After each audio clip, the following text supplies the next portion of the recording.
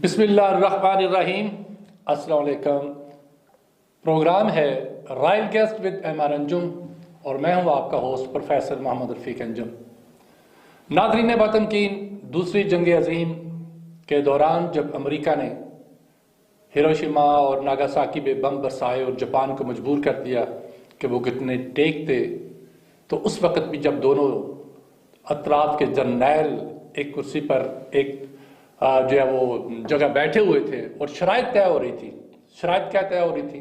100 साला जो मुआहिदा हुआ उनके दरमियान बहुत सी शराइत तय की जा रही थी। जब बात एजुकेशन पर आई तो अमेरिकन जनरल ने कहा कि जनाब एजुकेशन सिस्टम भी हम चलाएंगे आपका। तो जवाबन जो है वो जापानी जर्नैल ने कहा कि हमने आपकी हर बात मानी है और मान भी रहे हैं, लेकिन एजुकेशन सिस्टम हम आपको नहीं दे सकते। एजुकेशन सिस्टम हम अपने हाथ में रखेंगे। हम बेहतर जानते हैं कि हमने अपनी कौम को क्या पढ़ाना है, क्या सिखाना है और किस तरीके से जो है वो उन्हें मुस्तकबिल में लेके चलना है। तो इस दो टोक जवाब पर जो है वो अमेरिकन जनरल को जो है वो पीछे हटना पड़ा। और फिर नाज़रीन बातनकीन, आपने देखा कि वही जापान जो कि जंग से तबाह हाल था, वही जापान चंद ही सालों में अपने एजुकेशन सिस्टम की बदौलत फिर एक उभरती हुई माशी कुव्वत बन गई। तो बात सिर्फ एजुकेशन सिस्टम की नहीं है, बल्कि एजुकेशन सिस्टम में जो उन्होंने करिकुलम दिया, जो उन्होंने निसाब दिया, उसकी भी है। उन्होंने वक्त के तकाज़ों के मुताबिक अपने निसाब को डाला, अपने निसाब को IT बेस्ड बनाया, अपने निसाब को टेक्नोलॉजी बेस्ड बनाया। और फिर आपने देखा वो कौम जो है जो कि जंग से तबाह हाल थी, जो मायूस कौम थी, फिर उस कौम में उम्मीद की किरणें पैदा हो गई और वो कौम फिर से खड़ी हो गई। जबकि इसी तनाजुर में अगर पाकिस्तान को देखें तो बदकिस्मती से हमारा तो यहाँ एक करिकुलम ही नहीं है। हर अदारे का अपना एक अलग निसाब है।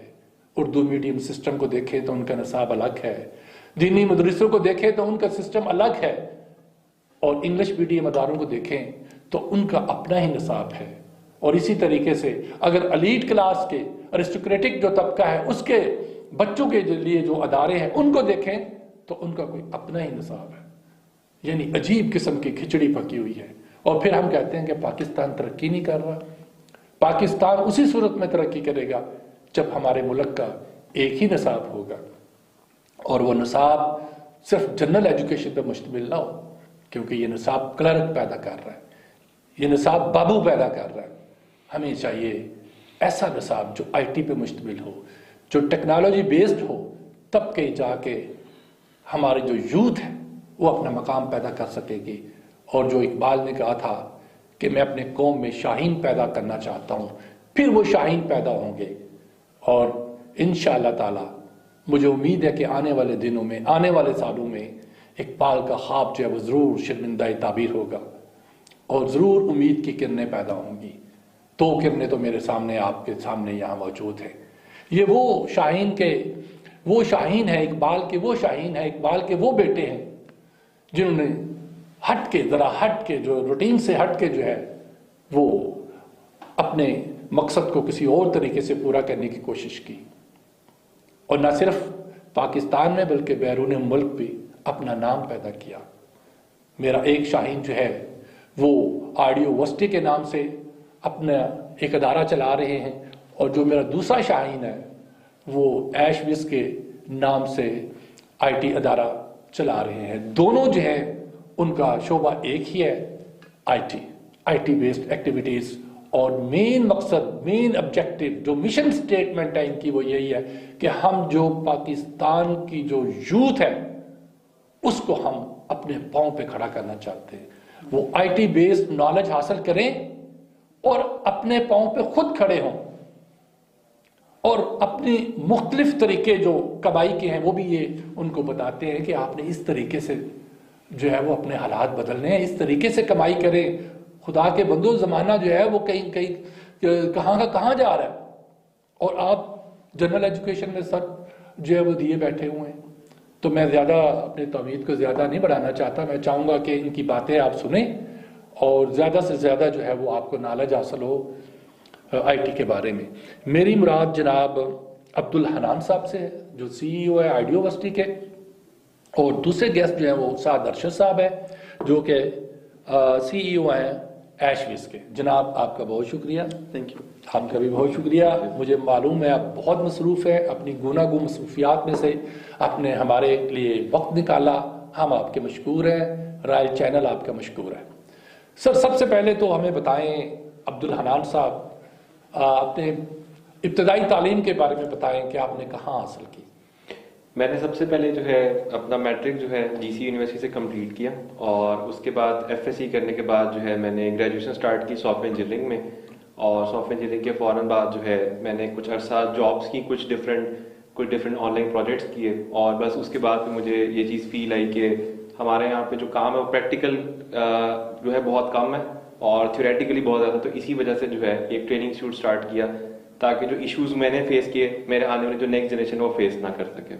बिल्कुल सही। जनाब साहब से पूछेंगे, जनाब आपने अपनी इब्तदाई तालीम हासिल कैसे की, कहाँ की? थोड़ा सा लंबी कहानी है हमारी कि I got my secondary education from UAE। हम लोग बाहर पैदा हुए, बाहर पढ़ के जब पाकिस्तान में आए तो बड़ा अजीब सा निज़ाम देखा। कॉलेज के क्रेडिट आवर्स मीट होते थे, यूनिवर्सिटी से क्रेडिट आवर्स मीट होते थे। बहुत अच्छी यूनिवर्सिटीज़ की बात कर रहा हूँ जिसमें क्रेडिट आवर्स मीट करते हैं आपके, आप बाहर से पढ़ के आए हैं। और मज़े की बात, जो मैंने मेरे बाहर सिलेबस था वो यहाँ पाकिस्तान में नहीं था, तो फिर मैंने जो है ना एक बहुत बड़ी university, I can't quote the names, but बहुत बड़ी यूनिवर्सिटी में दाखिला लिया। उसमें फिर हमने प्राइवेट हमने जो है ना सारा पढ़ाई की और एवरीथिंग वेंट स्मूथ। एक चीज जो मैंने देखी बाहर के निज़ाम में और पाकिस्तान के निज़ाम में, दैट वाज प्रैक्टिकल नॉलेज। किसी भी चीज़ के ऊपर practical knowledge was in terms of zero. वो टाइप से हम लोग पेपर में बाइज लेके जा रहे हैं और पेपर्स करना wasn't a difficulty for us. तो उसके बाद we went to by chance, Hanan साहब and I went to the same university, तो हम लोग वहाँ पर मुलाकात की और फिर हमारा जो है ना एक बिजनेस के साथ हम लोग आगे ग्रोथ की। तो मैंने एक चीज़ का किया कि पाकिस्तान में सॉफ्टवेयर एक ऐसी चीज़ है जिसमें बहुत ज़्यादा लैक है, नॉलेज की बहुत ज़्यादा लैक है। I started a company with the name of ऐशविज, और फिर अल्हम्दुलिल्लाह अब पाकिस्तान के बिगेस्ट नेम्स में एक कंपनी है ऐशविज के नाम से, और वो मैं उसको जो है ना लीड कर। माशाल्लाह जी, बड़ी अच्छी बात है। अच्छा सर, आप बताएं हनान साहब कि जो मौजूदा हमारा एजुकेशन सिस्टम है, जो हमें स्कूलों में पढ़ाया जा रहा है, जो हमें यूनिवर्सिटियों में पढ़ाया जा रहा है, क्या आप उससे मुतमईन हैं? अच्छा, अगर इसको देखा जाए तो यहाँ पे जो बच्चे PhD भी करके निकलते हैं उनके पास सिर्फ थ्योरेटिकल नॉलेज होता है। मतलब एक सॉफ्टवेयर इंजीनियर को जब आप प्रैक्टिकली सॉफ्टवेयर के लिए बिठाते हैं तो उसको सॉफ्टवेयर बनाना नहीं आता है। तो अगर उसको सॉफ्टवेयर बनाना नहीं आता तो आई गेस एजुकेशन सिस्टम यहाँ पे 100% फेल है। जैसे भी आप जापान की बात करें तो जापानी स्टूडेंट जो होते हैं, जो 6th या 7th ग्रेड के होते हैं, वो हमारे PhD बच्चों से ज्यादा प्रैक्टिकली काम जानते होते हैं। तो आई गेस इस हिसाब से देखा जाए तो हमारा जो एजुकेशन सिस्टम है वो बिल्कुल ही फ्लॉप है, जीरो है इस हवाले से। बिल्कुल सही कहा। आप सर कुछ इसमें ऐड करना चाहें? मैं बिल्कुल ऐड करना चाहूंगा। जब आप मिस्टर चिप्स पढ़ाएंगे उनको सेकंड ईयर में, तो कहाँ जो है ना आप समझते हैं कि जो है ना वो नॉलेज जो है ना उनका होगा। ये अगर नॉलेज का निज़ाम हमारा इम्प्रूव होने की बहुत ज्यादा, जब ब्रिटिश कॉलोनाइजेशन स्टार्ट हुई थी इंडिया में तो उन्होंने एक चीज का ख्याल रखा, तो उन्होंने कहा था इनका एजुकेशन निज़ाम तबाह कर दो और हम लोग पूरी दुनिया पे कंट्रोल कर लेंगे। अब यहाँ पर भी यही है हमारा, अगर एजुकेशन निज़ाम ये लोग ठीक कर दें, हमें पटरी पे ले आए ना, तो ये सारे कर्जे कुर्जे पाकिस्तान का मसला ही कोई नहीं है। मैं सॉफ्टवेयर इंडस्ट्री को जानता हूँ और मुझे ये पता है कि बाहर क्लाइंट्स ढूंढ रहा है अच्छा बंदा। तो बस ये है कि एजुकेशन निज़ाम हमारा ठीक कर दो, दैट्स इट, प्रैक्टिकल कर दें, काम ओके आपका। वो तो लॉर्ड मैकाले ने मेरे साथ तोहफे में दिया हुआ है, हम कैसे खत्म कर सकते हैं? वो हमारी ये बदकिस्मती है। मैं नाम नहीं लेना चाहूंगा। हमारे एक ऐसे भी वजीर आला थे पंजाब में जिन्होंने जो है वो रॉबर्ट साहब को रखा हुआ था स्पेशली, जो है ना वो इसलिए कि भाई आप हमें जो है वो मशवरे दिया करें, हमने तालीम किस तरह देनी है बच्चों को। यानी अब नजरिया पाकिस्तान के हवाले से जो है वो हमें गैर मुल्की मशीर जो है वो बता रहे होंगे, बस क़यामत की निशानी है। अच्छा सर, आपने नाम बड़ा यूनिक सा रखा है, आइडियोवर्सिटी है। वो ये नाम कैसे आपने तलाश कर लिया? कोई भी नहीं ये कह सकता जो पहली दफा ये नाम सुनता है कि यार ये कोई पाकिस्तानी नाम है, ये फौरी तौर पे ज़हन जो है ना वो जाता है यार ये तो कोई बाहर की कंपनी है। अच्छा, हुआ कुछ इस तरह से कि हम बचपन से ना सुनते हुए आते हैं, जब भी कोई नई चीज दुनिया में बनती थी तो पाकिस्तानी ये कहते थे कि यार ये आइडिया तो मुझे भी आया था, ये आइडिया तो मैंने सोचा था पहले। तो असल मसला सिर्फ ये था कि लोग आइडिया सोचते थे लेकिन उसको इम्प्लीमेंट नहीं कर पाते थे। तो यही सोच के उन्हें नाम रखा था कि जो आइडियाज हैं उनकी एक यूनिवर्सिटी है जहाँ पे एक्चुअली अपने आइडियाज को आप प्रैक्टिकल सिचुएशन के अंदर लेके आ सकते हैं। और अगर देखा जाए तो पिछले कुछ सालों में हमने तकरीबन 3000 प्लस कंपनीज जो हैं वो पाकिस्तान के अंदर लॉन्च की हैं, और इवन बहुत सारी ऐसी कंपनीज भी हमारी जो इंटरनेशनल काम कर रही हैं, और टोटल अभी तक तकरीबन $15 मिलियन जो है वो कंपनीज कमा चुकी हुई हैं अपने सारे सेटअप की वजह से। क्या बात है जी, बड़ी बात। अच्छा, आपने भी सर बड़ा वो ऐशविज बड़ा जो है ना वो रोमांटिक सा नाम है ये, तो ये कैसे इसके पीछे भी कोई लॉजिक कोई इस तरह की कोई बताएं हमें। द कंसर्न वाज, मैं काम करता फ्रेंच कंपनी के साथ। फ्रेंच कंपनी में ना थोड़े लोकल नेम नहीं चलते, मतलब जिस तरह पाकिस्तान में चलते हैं। मैंने बहुत सारे जो है ना नाम सुने हुए, पाकिस्तान के जैफ हो गए, इस तरह के। तो पाकिस्तानी नेम जो है ना वो लोग इतना ज्यादा नहीं करते। So this is basically a French name which came out of the game, और वहां पर एशविज के नाम से वी गॉट रजिस्टर्ड आवरसेल्फ। और फिर यूएस में हम लोग जो है ना जब सेटअप करे थे, तो एशविज इज समवट थोड़ा सा इसमें यूएस का है, क्योंकि we are aggregated from US, और फ्रेंच हमारे पास यूरोप ज्यादा है, हम लोग टारगेट कर रहे हैं। तो एशविज बेसिकली वहां का नाम है। अक्सर लोग सुनते तो कहते हैं क्या इसकी पीछे स्टोरी है, तो स्टोरी से ये है कि we have aggression from USA या यूरोप से, तो फिर उसके लिए आसान होता है कि हमें थोड़ा सा जो है ना वो मैसेज जरा इजीली उनको कन्वे हो जाता है। अच्छा ठीक है। अच्छा सर मुझे ये बताएं, हम सुनते हैं जी इंडिया ने जो है वो आईटी प्रोडक्ट्स इतनी जनाब वो जो है वो की हैं, एक्सपोर्ट की हैं, उनको इतने मिलियन इतने बिलियन डॉलर मिल गए हैं। और जनाब हांगकांग ने जो है वो उसने भी बड़ा इस सिलसिले में काम किया है। बाकी मुल्क इवन की जो बांग्लादेश जिसकी जो वो करेंसी टका है, हम कहते थे टके भी नहीं है, वो भी हमसे आगे बढ़ गए हैं। वो ये बताएं ये हम कैसे आगे निकल सकते हैं, ये आईटी प्रोडक्ट को किस तरीके से हम बढ़ा सकते हैं।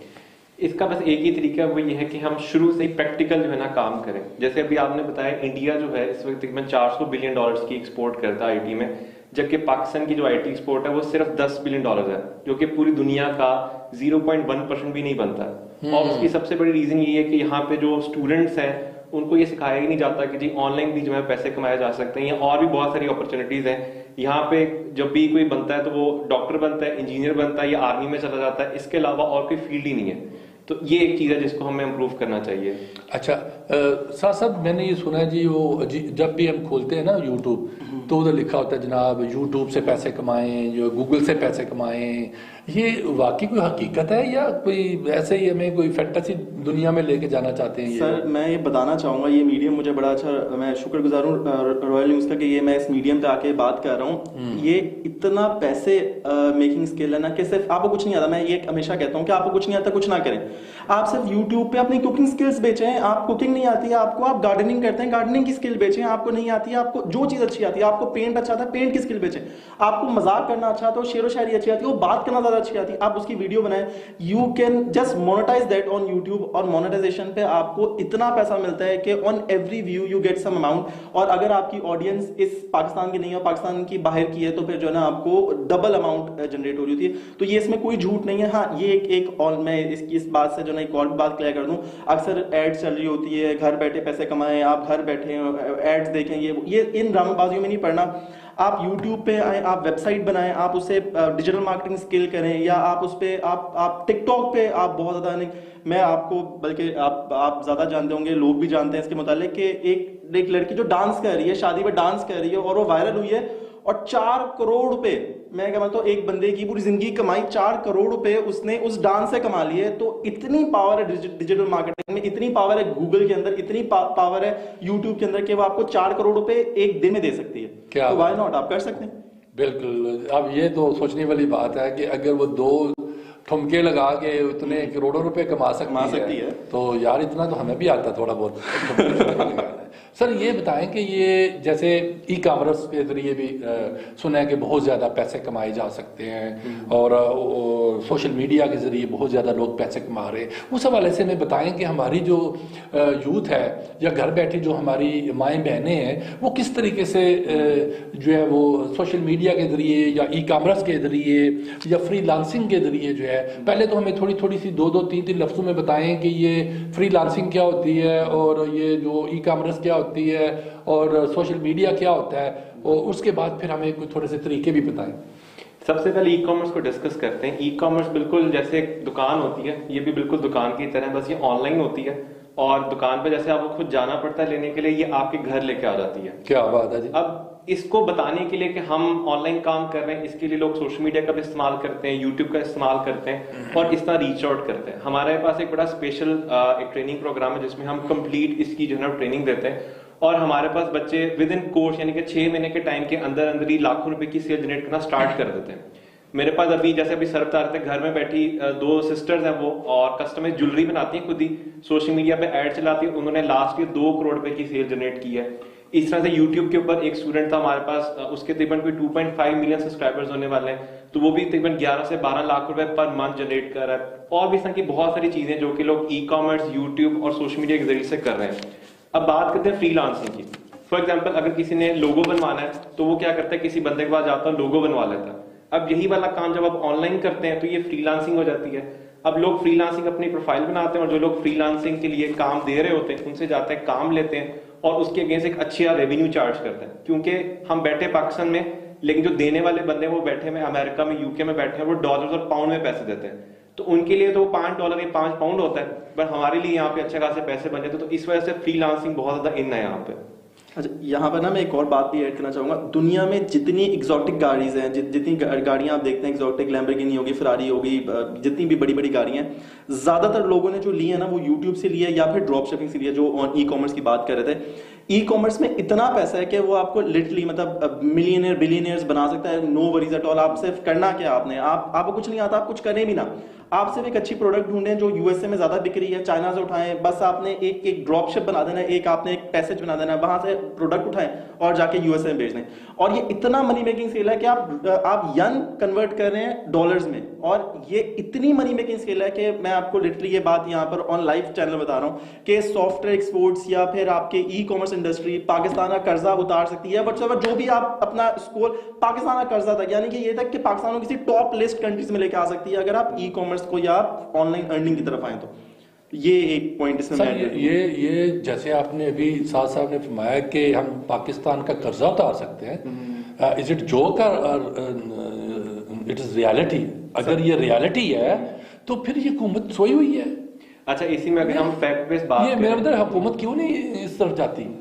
अगर इस पे फैक्ट बेस्ड बात करें तो ई कॉमर्स का जो टोटल जीडीपी है पूरी दुनिया के अंदर वो $7 ट्रिलियन का है, और हमारा जो टोटल लॉन है वो चंद कोई 100-200 बिलियन डॉलर्स का है। तो अगर हम ई कॉमर्स का सिर्फ 7% एक साल के लिए काबू कर लेते हैं तो पाकिस्तान का लॉन देना कोई मुश्किल काम नहीं है। और आप सिर्फ ये सोचें कि अगर आप पूरी दुनिया का ई कॉमर्स सिस्टम एक साल के लिए अपने पास कर लें तो अमेरिका से बड़ा कंट्री हम बन सकते हैं। और अगर आप देखें तो बांग्लादेश, जितने भी श्रीलंका टाइप के जितने भी ग्रोइंग कंट्रीज है, उन्होंने फ्रीलांसिंग को इस्तेमाल किया और वो इतना आगे चले गए कि आज वो टुकड़ा जो बांग्लादेश का हमारे से टूटा था, आज हमसे ज्यादा जीडीपी और ज्यादा ग्रोथ ले रहा है। तो उसकी रीजन सिर्फ ये फ्रीलांसिंग, और गवर्नमेंट इसके अंदर इसलिए सपोर्ट नहीं करी क्योंकि गवर्नमेंट को खुद भी नहीं पता कि इसमें कितना पैसा। तो पहले आई गेस गवर्नमेंट को हमें समझाना पड़ेगा कि ये कितना है, और उसके बाद ही फिर वो इसके अंदर आएंगे। सर, इतने जो बड़े बड़े जो ओहदों पे बैठे हुए हैं, जो आईटी को डील कर रहे हैं, ठीक है, वो क्यों नहीं बताते हुकूमत पाकिस्तान को या हुकूमत पंजाब को? सर, ये तो एक मैं समझता हूँ कि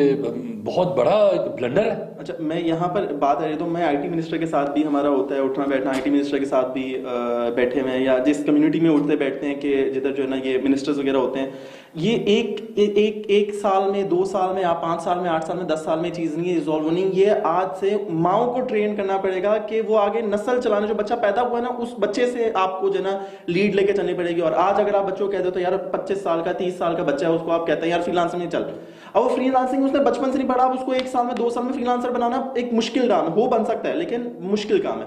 तो ये एक हमें हमारी जनरेशन एक लगेगी जिसमें आप अगर मुल्क को लेकर चलना चाहते हो। या भी एक बात बड़ी अच्छी शो स्टार्ट करने से पहले हुई थी, $300 बिलियन है इंडिया की एक्सपोर्ट, आईटी एक्सपोर्ट है $300 बिलियन की, और इंडिया आता है कोई 35वें नंबर पे पूरी दुनिया के वर्ल्ड वाइड एक्सपोर्ट 35वें या 38वें नंबर पे है। मतलब ये नहीं कि टॉप लिस्ट में है, टॉप लिस्ट में आपके पास हांगकांग है, इजराइल है और डिफरेंट मुल्क है। उन्होंने हांगकांग की आप हिस्ट्री उठा के देख लें कि उन्होंने बचपन से अपनी माँ को ट्रेन किया कि आप ये करें, इस तरह ये स्टेप दे दिए, फिर वहां से उनका बदलना स्टार्ट हुआ। Hong Kong one of the world strongest country, silicon chips में भी ले लें, सॉफ्टवेयर आईटी एक्सपोर्ट में भी ले लें, इजराइल को ले लें, जिस मर्जी कंट्री को ले लें, माओ की तरबियत हुई है, माओ से आगे वो चीज ट्रांसफर हुई है। तो ये नॉलेज है। बिल्कुल सही। उन्होंने तो बल्कि इंडिया ने तो सिलिकॉन वैली एक बनाई, बिल्कुल बनाई है। तो हम क्यों नहीं बनाते सर? हम भी बना रहे हैं, हम पाकिस्तान भी बना रहे हैं, ये नहीं कहूंगा। अभी आप जाएं तो वो मोटरवे से आपको नजर आती है, कायदे आज़म का जो है ना वो बना रहे हैं उनके नाम पे जो है ना, तो वो भी बनेगा इंशाल्लाह। हमारा मुल्क भी आएगा, कर रहे हैं काम, लेकिन थोड़ा लेट है। अच्छा सर, कितने साल का जो बच्चा है वो आप समझते हैं कि इतने साल का बच्चा हो या उसकी इतनी तालीम हो जाए बेसिक जो एजुकेशन है इतनी हो जाए तो वो जो है वो आईटी के शोबे में उसको जो है वो इंडल्ज किया जा सकता है। अच्छा, हमारा जो कल्चर है ना वो कल्चर बड़ा खराब है। इसमें क्या होता है, जब बच्चा 18 साल का होता है ना तब तक माएँ उसको छोटे बच्चों की तरह पाल रही होती हैं, जबकि दुनिया में अगर देखें तो छोटे छोटे बच्चे मतलब 5 साल 6 साल के जो बच्चे हैं वो आईटी के अंदर काम कर रहे हैं, बड़ा अच्छा कमा रहे हैं।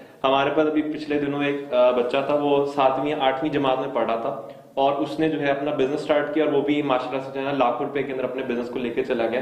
सो मेरे हिसाब से आईटी जो है ना कोई वो चीज नहीं है, कोई डिफरेंट चीज नहीं है, ये बिल्कुल हमारी जिंदगी की तरह है। आज आप देखें जो छोटे बच्चे हैं उनको मोबाइल हमसे ज्यादा अच्छा चलाना आता है, तो पैदा होते साथ ही बच्चे जो है काम कर सकते हैं। आप देखें पाकिस्तान के अंदर जो है वो अरफा जैसे इस तरह के बड़े बड़े नाम है जिन्होंने बहुत ही कम उम्र के अंदर पूरी दुनिया में अपना नाम बनाया। सो इसमें उम्र का कोई ताल्लुक नहीं है, इसमें बात सिर्फ वही जैसे सर साहब ने यहाँ पे डिस्कस किया कि मदर्स की ट्रेनिंग होनी चाहिए, फादर्स की ट्रेनिंग होनी चाहिए। हमारे जो टीचर जो पढ़ाते हैं उनको खुद नहीं काम करना आता।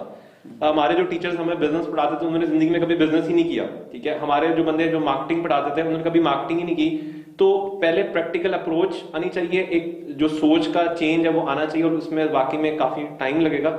उसके बाद अगर एज को देखा जाए तो आई गेस वो बच्चा जिसको बेसिक मोबाइल चलाना आता है, बोलना आता है, वो आईटी के काम में जा सकता है, अच्छे पैसे कमा सकता है। सर यहाँ पर मैं एक और बात ऐड करना चाहूंगा। आप कैसे, ये सवाल इसलिए जस्टिस नहीं करता, 7 साल का बच्चा मिलियनेयर है, ये मैं नहीं कह रहा यूट्यूब पे 7 साल का बच्चा मिलियनेयर है। अच्छा, 7 साल का बच्चा मिलियनेयर है तो कहाँ बात रहेगी पीछे एज की। अच्छा, 7 साल का वो कैसे मिलियनेयर बन गया 7 साल? यूट्यूब में आप व्यूज, आपने व्यूज लेने यार, आपकी वीडियोस अच्छी है, आप आपके पास स्वीटनेस है, आपके क्यूटनेस, आपको बोलना आता है, आप कुछ भी करते। बच्चे जो होते हैं छोटे उनमें तो वैसी क्यूटनेस होती है। खिलौनों की अनपैकेट किए, खिलौना खरीदा है उसको खोल के दिखाया, अच्छा खेल के दिखाया, खेल के दिखाने के व्यूज उसने किए। 7 साल का बच्चा मिलियनेयर।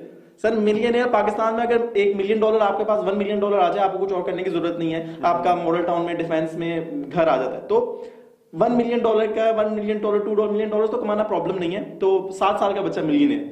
पाकिस्तान में भी स्टोरी है, वो जो अहमद शाह पिछले दिनों फेमस हुआ था, वो भी माशाल्लाह मैं देख रहा था करोड़ों के अंदर जो है ना मंथली कमा रहा है यूट्यूब के ऊपर। क्या बात। अच्छा सर, सबसे पहले मुझे ना आपको अपनी स्टोरी सुनाए कि मैंने ये काम किया और कामयाब हुआ, ताकि लोग कहते हैं जी ये बातें कर रहे हैं और उन्होंने खुद करके क्या, अपनी जो एग्जाम्पल है आप बताएं कि मैंने ये बिजनेस किया, फिर ये किया, फिर ये किया, थोड़ा सा लोगों को पता चले कि ये जो लोग हमारे दरमियान में बैठे हैं, वो जो आज के गेस्ट हैं, ये खुद भी काम कर करके, तजर्बे कर करके आज इस मकाम पे पहुंचे। अच्छा, स्टोरी कुछ इस तरह से कि मैंने सबसे पहले जैसे आम टिपिकल सिस्टम होता है हमारा, ग्रेजुएशन के बाद जॉब होती है, जॉब के बाद फिर बेहतर करते शादी हो जाती है, उसके बाद ना वो इंतजार करते हैं कब हमें अल्लाह ताला उठा लेंगे। तो मैं भी सेम उसी पटरी पे मैंने काम स्टार्ट किया, लेकिन बीच में मैंने ना एक चीज देखी कि मेरे जो सीनियर थे उसकी जो सैलरी थी वो 80,000 रुपये थी, और मैंने सोचा कि अगर मैं कभी जिंदगी में सीनियर बन भी गया उस कंपनी के अंदर, तो उस कंपनी के अंदर जो हाईएस्ट सैलरी थी वो लेने के बावजूद भी ना तो मैं घर बना सकता था, ना गाड़ी बना सकता था, ना ही मैं अच्छी जिंदगी गुजार सकता था। तो उस पॉइंट पे मैंने सोचा कि अब कुछ हम इसको चेंज करते, तो मैंने जॉब के साथ कुछ बिजनेस स्टार्ट किए। अब पाकिस्तान में सबसे बड़ा मसला ये होता है, एक छोटा बच्चा बिजनेस स्टार्ट करता है, वो आधे लोग तो यही कह के मार देते हैं कि भाई ये छोटा बच्चा है, ये हो गया, इसने क्या करना, बिल्कुल इसने क्या करना, ठीक है। तो बड़ी मुश्किल से वो जो एक नैरेटिव था उससे लड़ा के जो है ना फाइनली हमने साथ मिलकर जो है ना एक ट्रेनिंग इंस्टीट्यूट स्टार्ट किया, सॉफ्टवेयर हाउस में काम स्टार्ट किया। इसके अलावा और मल्टीपल इंटरनेशनल प्रोजेक्ट्स हमारे पास आते थे, हमने उस पर काम किया। तो करते करते हम लोग जो है अल्हम्दुलिल्लाह इस वक्त तकरीबन 200 लोगों की जो है टीम की कंपनी हम लोग रन कर रहे हैं। हमारे पास मल्टीपल ब्रांचेज हैं, पाकिस्तान में भी ब्रांचेज हैं, शारजा में हमारे पास ब्रांच है, जैसे सर बताया था यूएई में हमारे पास जो है, सॉरी यूएसए में हमारे पास ब्रांच है। तो मल्टीपल जगह पे हमने इसको एक्सपेंड किया, और इस सारी एक्सपेंशन में अगर हम लोग देखें तो हमें बहुत ज्यादा इश्यूज है। जैसे नैरेटिव की एक बहुत बड़ा इशू था, हमारी अपनी फैमिली ने नहीं हमें छोड़ा। आज भी हम कभी परेशान हो तो वही कहते हैं बेटा तुम डॉक्टर बन जाते तो ऐसे हो जाता, तो हम कहते हैं डॉक्टरों से तो ज्यादा अच्छी जिंदगी हम अभी गुजार रहे हैं। तो लाइफ में चैलेंजेस थे, लेकिन स्टोरी कुछ यही थी कि जॉब से बिजनेस पे शिफ्ट किया, क्योंकि जॉब पे गुजारा नहीं हो रहा था, और जॉब में अल्हम्दुलिल्लाह हमें स्ट्रगल करते हुए तकरीबन 9 इयर्स हो गए, और 9 सालों के बाद जाके अल्हम्दुलिल्लाह हम 200 लोगों की जो है ना वो कंपनी को स्टार्ट कर रहे हैं। ये तो बड़ी अच्छी बात है। अच्छा साहब, आपने अपनी जो कंपनी आपने बनाई है ऐश बेस, इसमें कौन कौन से आप प्रोग्राम इस वक्त करवा रहे हैं? अच्छा, हमारा एक सॉफ्टवेयर हाउस है, मतलब मैंने अभी जिस तरह सर हनान ने बताया आपके मुतालिक ना कि वो उन्होंने कंपनी स्टार्ट, जब ट्रेनिंग इंस्टीट्यूट से, एक जो सबसे बड़ा प्रॉब्लम होता है ट्रेनिंग इंस्टीट्यूट का, आप जाएं तो गली के नुक्कड़ में भी आपको ट्रेनिंग इंस्टीट्यूट मिल जाएगा, लेकिन उनके वही टीचर्स का प्रॉब्लम है। कभी मार्केटिंग नहीं की, मार्केटिंग बढ़ा रहे हैं, कभी ग्राफिक डिजाइनिंग नहीं, ग्राफिक डिजाइनर बने हुए हैं सो कॉल्ड, और ये सबसे बड़ा प्रॉब्लम हुआ जब हमने भी बच्चों को ट्रेन किया। ट्रेन करने के बाद एक कमी महसूस हुई कि इन बच्चों को कहीं पर जॉब देनी है, कहीं पर इंटर्नशिप देनी है। एशविज वो अदारा है जो आईडी यूनिवर्सिटी जिस बच्चे को भी ट्रेन करता है, एशविज is responsible to give the job. और ये भी नहीं कि कोई लोकल जॉब, एग्रीगेटेड आपकी होगी जो उसकी है, चाहे वो इंटर्नशिप करे उसको इंटर्नशिप लेटर मिलेगा फ्रॉम यूएस, मतलब एवरीथिंग इज फ्रॉम यूएस और यूरोप, वो आपको डील कर रहे होंगे। तो द बेस्ट पार्ट वाज कि ये मेरा विजन था कि कोई भी बच्चा जॉबलेस ना हो, कोई भी बच्चा बेरोजगार ना हो। तो ये जो है ना एशविज, जो भी बच्चा ट्रेन होता है आईडी यूनिवर्सिटी से, उसको एशविज पाबंद है कि वो उसको बस ये हो गया ट्रेन अगर है तो वो लाजमी है कि वो इंटर्नशिप और जॉब पे होगा। सर कोई शॉर्ट प्रोग्राम भी कर रहे हैं, कोई 2 महीने का या कोई 3 महीने का, 4 महीने का, जिससे बच्चे ज़ाहिर बात है इतना यानी वो सीख जाएं और उसकी बेसिक सीख जाएं और वो अपने काम पे लग जाएं। वो कौन कौन से प्रोग्राम है जो आप करवा रहे हैं? हमने तकरीबन 9 सालों के इस पीरियड में तकरीबन कोई 100 से भी ज़्यादा डिफरेंट कोर्सेज बनाए हैं, जिसके अंदर 2 मंथ्स के कोर्सेज भी हैं, 3 मंथ्स के भी हैं, 6 मंथ्स के भी हैं, 1 ईयर का भी है। अभी अल्हम्दुलिल्लाह हम लोग जो है आने वाले कुछ दिनों में जो है 4 इयर्स की डिग्री प्रोग्राम भी जो है हम लॉन्च करने जा रहे हैं। सो एक बच्चा जो कि थोड़ा सा समझता आईटी के बारे में, तो आई गेस 2 या 3 महीने का अगर वो कोर्स करता है तो इतना कैपेबल हो जाता है कि वो मार्केट में जाके काम करना स्टार्ट कर देता है। लेकिन प्रोफेशनल लेवल के ऊपर 6 महीने तक हम रिकमेंड करते हैं, क्योंकि वही वाली बात है, उसका माइंडसेट ही नहीं होता। बड़ी दफा ऐसे होता है, हमारे पास स्टूडेंट्स आते हैं, वो कहते हैं सर हमें बस ना 20-25 हज़ार की जॉब मिल जाए, हम इसी पे खुश हैं, ठीक है। लेकिन पाकिस्तान के अंदर आप देखें तो मिनिमम एक 4 बंदों की फैमिली चलाने के लिए आपको 69,000 रुपीज चाहिए। वर्ल्ड बैंक कहते हैं, मैं नहीं कह रहा, ये वर्ल्ड बैंक कह रहा है, तो 20-25 हज़ार पे तो गुजारा ही नहीं है। तो पहले नैरेटिव चेंज करना, उसके बाद करते करते 6 मंथ्स वाला रेकमेंडेड है, लेकिन 2 मंथ्स में भी हम लोग डील कर रहे हैं सारे डिफरेंट कोर्सेज के अंदर, 3 मंथ्स में भी हैं, 6 मंथ्स में भी हैं, और 1 ईयर के भी हम डिप्लोमास भी हैं वो करवा रहे हैं। सर जो मैट्रिक पास हैं बच्चे, वो उनके लिए आपके पास कौन सा प्रोग्राम है? सबसे बेहतरीन हमारे पास जो है वो DCS IT के नाम से डिप्लोमा है। उसमें हम IT की पूरी ट्रेनिंग देते हैं। उसमें मार्केटिंग होती है, वेबसाइट डेवलपमेंट होती है, ग्राफिक डिजाइनिंग होती है, और सबसे इंपॉर्टेंट उसके अंदर स्किल है वो कम्युनिकेशन की स्किल्स सिखाते हैं। और ये सारी चीजें अंडर द अम्ब्रेला ऑफ एशविज होती हैं, जो कि इंटरनेशनल स्टैंडर्ड्स के ऊपर उसको चेक कर रहा होता है कि इंटरनेशनल स्टैंडर्ड्स मतलब कम्पीट हो रहे हैं। मतलब हमारे से पढ़ा हुआ बच्चा ना सिर्फ पाकिस्तान में बल्कि USA जैसे कंट्री में भी जाके अगर जॉब करना चाहता है तो उसको इस डिप्लोमा की बेस के ऊपर जॉब मिल जाती है। और अल्हम्दुलिल्लाह हमारे पास से अभी तक जितने बच्चे पढ़ के गए हैं वो जॉब नहीं कर रहे, वो अपना बिजनेस खोल के जो है ना वो कर रहे हैं अल्हम्दुलिल्लाह। क्योंकि पूरी की पूरी जो ट्रेनिंग दी जाती है वो सारे एक्सपर्ट्स के जरिए दी जाती है। जैसे अभी बात हो रही थी कि वो सारे वो लोग आते हैं जो कि खुद मार्केट में काम कर रहे हैं, जो अच्छा खासा पैसा प्रैक्टिकल, जिनके पास प्रैक्टिकल है। अच्छा सर साहब ये बताएं कि आप के जो भी आप सर्टिफिकेट देते हैं या डिग्रियां देते हैं, क्या ये ऑल ओवर द वर्ल्ड जो है ये मंजूर शुदा है, इसकी कोई वैल्यू है, क्रेडिबिलिटी है भी है, या जैसे वो आजकल अदारे वो डिग्रियां जो है वो बांटते फिर रहे हैं, कोई इसी तरह का कोई, या कोई टैफ्टा से आपको मंजूर शुदा है, कोई इस तरीके की कोई आपकी है मंजूरी अदारों से? अच्छा, यहाँ पर भी मैं एक बात आपको ले रहा हूँ। तो मेरा जो है ना, मैंने जब बिजनेस स्टार्ट किया था तो it took me very long time कि मैं उसको सेटअप कर सकूँ। मेरा विजन था कि US बेस्ड एग्रीगेशन मिलनी चाहिए। मैं आपको मेरे एड्रेसेस मेरी वेबसाइट पे हैं, UK का ऑफिशियल एड्रेस है, UK की गवर्नमेंट इसको जो है ना एक्नॉलेज करेगी, USA में बिजनेस रजिस्टर्ड है, USA की बिजनेस, जिस तरह से बनाने बताया कि हमारा बच्चा सिर्फ कोर्स करें, USA में जाके जॉब करें, UK में जाके जॉब करें, अगर उसको कोई प्रॉब्लम आ गई तो हमारा UK का जो ऑफिस है वो उसको 100% हेल्प करेगा, जॉब सपोर्ट करेगा। तो हमारी तो एग्रीगेशन सारी USA UK से है। वो जो कहते हैं ना कि आपको अगर देखा है कि बहुत सारे स्कूल कॉलेजेस हैं, नाम नहीं डिस्क्लोज करता, यूनिवर्सिटीज है जो 2 साल इधर पढ़ाती है, 2 साल उधर पढ़ाती है, 2 साल जो इधर पढ़ाती है उसकी फीस अलग, 2 साल जो उधर पढ़ाती है उसकी फीस अलग। नहीं, ऐसा नहीं। हमारा जो वहां पर है जॉब पोर्टल है, वहां पर आप इंडल्ज हो जाए, वो आपको जॉब्स, अगर वहां पर आप जॉबलेस हो जाते हैं तो हमारा वही आपको ऑफिस आपको जॉब भी देगा। तो उनके हमारे जो MOU है वो मोर देन 2000 कंपनी से MOU साइन है, तो लाजमी है कि आपको जॉब तो मिलेगी, जॉब की टेंशन नहीं लेंगे अगर आप ये करते हैं। अच्छा, इसमें मैं एक चीज ऐड करना चाहूंगा। हमारे पास बहुत सारे जो स्टूडेंट्स आते हैं वो ये चीजें पूछते हैं। तो 17 एक्रेडिटेशंस है पाकिस्तान में डिफरेंट, ये टेफ्टा नेफ्टा के काफी सारे ऑर्गेनाइजेशंस हैं, इनसे भी एक्रेडिटेशन है, और इंटरनेशनल भी अभी बहुत सारी UN की काउंसिल जो हमें एक्रेडिट करती हैं। लेकिन असल चीज ये है कि हमारा जो स्टूडेंट जाता है वो मार्केट में या तो अपना बिजनेस करता है या विद इन कोर्स ही वो जॉब लेके पहले ही बैठा है। तो अगर उसको सर्टिफिकेट हम नहीं भी देते ना बास का, तो उसके लिए कोई मुश्किल नहीं, क्योंकि वो प्रैक्टिकल नॉलेज पढ़ के गया हुआ। सर्टिफिकेट तो वैसे भी मतलब पाकिस्तान में जिस तरह से डिग्रियां नीलाम होती हैं उसकी वजह से जो है ना सर्टिफिकेट की तो वैसे भी वैल्यू नहीं है पाकिस्तान के अंदर। तो मेन चीज ये है कि स्किल हमारा इतना स्ट्रांग होता है कि बच्चे को कभी ये बताना ही नहीं पड़ता कि यार मैंने इस इंस्टीट्यूट से किया या मेरी ये डिग्री है तो इसको प्रूव कर ले। ठीक है सर, अगर कोई गरीब बंदा आ जाए तो उसको भी कोई दाखिला शाखिला मिल जाता है? ऑफ कोर्स हमारे जैसा कोई गरीब आ जाए उसको क्या बिल्कुल, हमारे पास जो है यूएस बेस्ड जो है बहुत सारी स्कॉलरशिप सीट्स आती हैं, यूके बेस्ड बहुत सारी स्कॉलरशिप्स आती हैं। इवन अब रिसेंटली मुझे बता रहे थे कि पाकिस्तान से भी कुछ जो है स्पॉन्सर्स जो है वो ऐड हो रहे हैं जो कि स्कॉलरशिप्स दे रहे हैं डिफरेंट स्टूडेंट्स को।